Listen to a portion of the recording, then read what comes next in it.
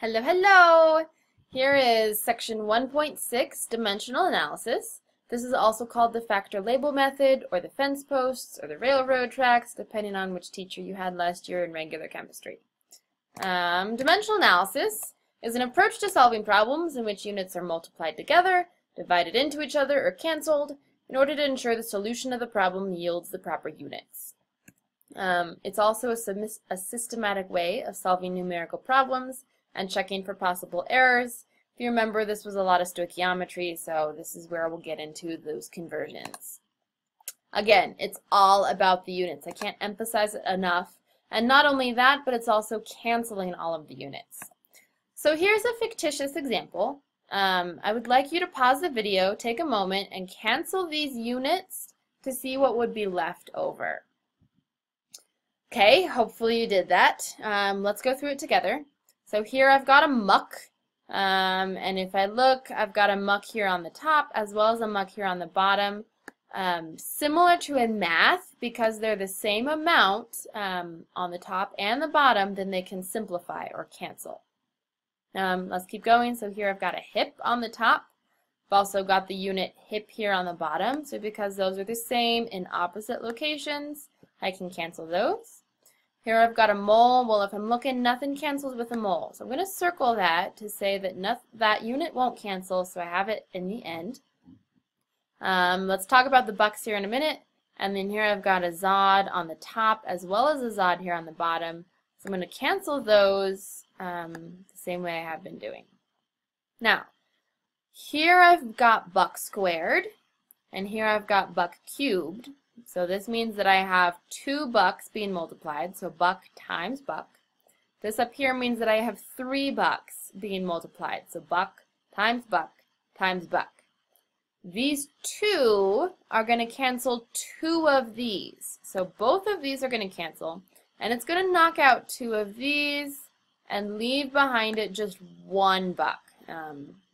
And so that one buck doesn't cancel with anything else, so we're left with mole times buck to get a mole buck. And that's our units at the end. Conversion factors are going to be a fraction whose numerator and denominator are the same quantity. They're just expressed in different units.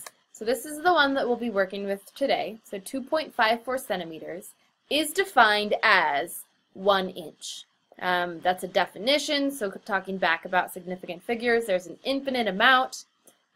This is the same amount just expressed in different units. Now, we can write this in two different ways, and that's what's going to help us with dimensional analysis.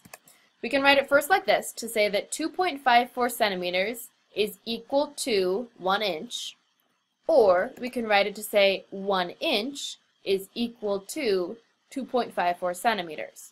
This kind of big long division sign right here is the equals to in our conversion factor.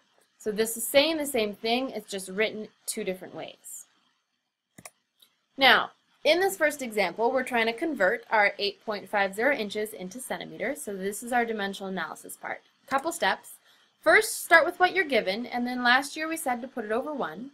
You don't have to put it over 1, but it helps keep track of your numbers so they're all in the same alignment. So let's do that down here. We've got our 8.50 inches. We're going to put it over 1.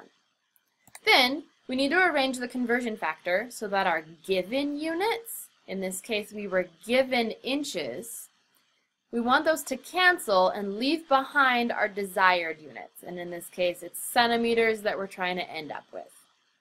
Okay, so using that conversion factor from the previous slide, we've got 1 inch is equal to 2.54 centimeters. Let's set it up so that our inches here on the top cancel with our inches on the bottom, and then we're left with centimeters. So again, that unit cancellation so that we're left with what we want. Our third step is to solve the math. So one trick that I like to use is if the number is on the top, then you times. The number is down, then divide. Now I know that this is a super simple case, but I'm going to do the whole calculator for it to show you what I mean so that it'll go faster in the PowerPoint when we get to longer calculations. So let me pull up my pull up my calculator. Okay, here we go. So again, we've got 8.50 on the top. So I'm going to put 8.50 into my calculator. Then I've got this 1 on that goes down. So I'm going to divide by 1. Then coming back up to the top, I've got 2.54. So because it's on the top, I'm going to times 2.54. And then going back down, I've got this 1. So divided by 1 equals 21.59. Now, hopefully you realize that, oh, divided by 1, that's not going to do anything in our calculation, so why do we even need it? If you saw that, great.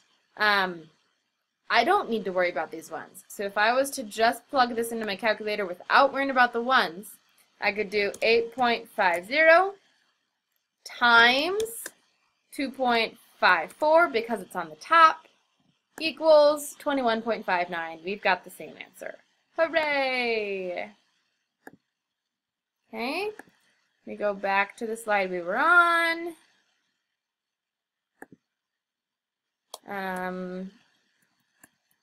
No, come on. Okay, so we were given 8.50 to start with. Let's look at our answer. We had 21.59 centimeters. That's what the calculator gave us.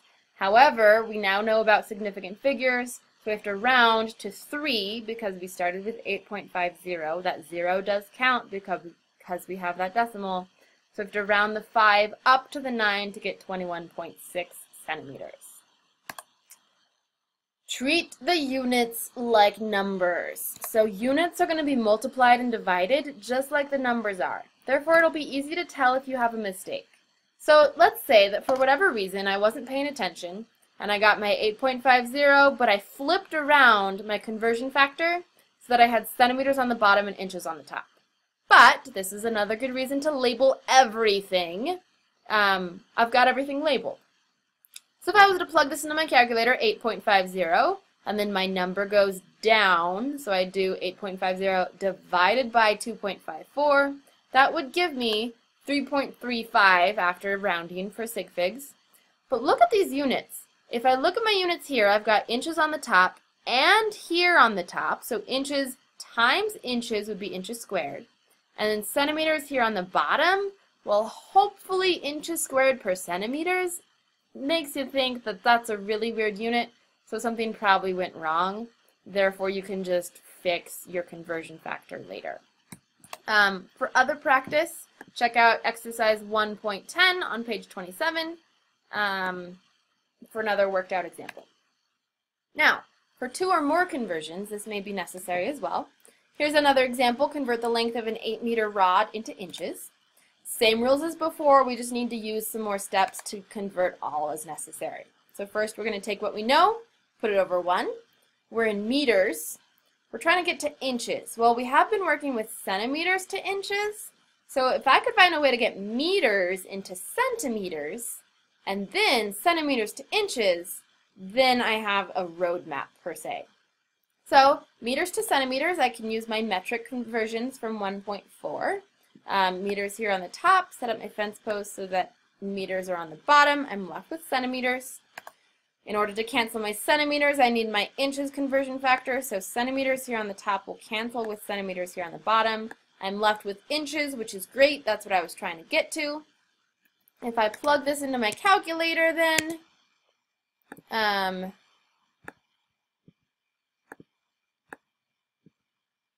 here. Okay, so let's try this again. 8.00. 100 is on the top, so I'm going to go times 100. And then my 2.54 is on the bottom, so divided by 2.54. Again, I don't care about the ones. I get 314.96. Let's look at significant figures. I started with 8.00, so all of those count. 3 significant figures. If I was to round this to 3 significant figures, I'd be 314, but because this is a 9, I need to round this up to 315. So if I go back to the slide I was on. I hate that it keeps doing this. Answer to my previous should be 315 inches. Now, exercise 1.11. The average speed of a nitrogen molecule in air at 25 degrees Celsius is 515 meters per second. Convert this into miles per hour. So we're going to try to see if that's really fast or not so fast. Useful conversion factors, you'll find those in the back cover of your book. So we'll be needing this one. 1 mile is equal to 1.6093 kilometers. Okay, so again, we've got 515 meters per second. Start with what we know. Now, this meters per second, I can rewrite that to say that there are 515 meters for every 1 second. And that way, I have it in my fraction format, my conversion fraction format, and I've got these 2 units. It's still what I started over 1. Now I can look at canceling my units. Notice I've got meters and seconds, both of which need to change. Do one of them at a time. It makes it so much easier. So let's just say that I want to convert the meters first. So I've got meters to kilometers. Got that conversion factor from metric. So meters on the top, meters here on the bottom. I'm left with kilometers. Okay, using this factor, I can use kilometers to miles. So set it up so that 1 mile is equal to 1.6093 kilometers. Kilometers here on the top, cancel with kilometers here on the bottom. I'm left with miles. Okay, and that's what I was trying to get to. Great. Now, I need to convert these seconds. So seconds are here on the bottom. In order to cancel those seconds, I need my next conversion factor to be on the top. So 60 seconds in a minute, seconds here on the bottom, seconds here on top. Now I've got my seconds canceled. Need to get to hours, so I have to do the same thing with these minutes. So hopefully 60 minutes are in an hour, you know that one. Minutes here on the bottom, minutes here on the top. I'm left with hours here on the bottom. If I look at my units, I've got miles on the top, per, which is that little line, hour, miles per hour. That's what I was trying to get to. Now, let's plug it into the calculator again. So here I've got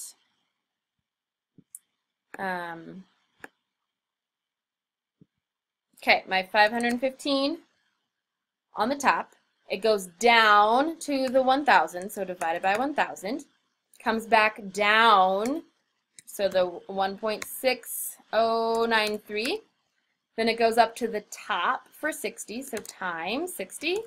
Then it goes back up to the top again for 60, so times 60. I get 1,152.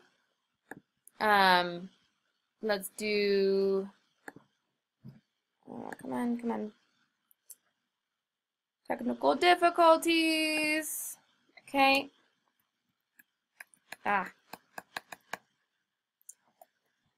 1,152, I need to go to 3 significant figures. So in order to do that, I have to write that in scientific notation. So my 1,105 would be 1,150 in correct significant figures.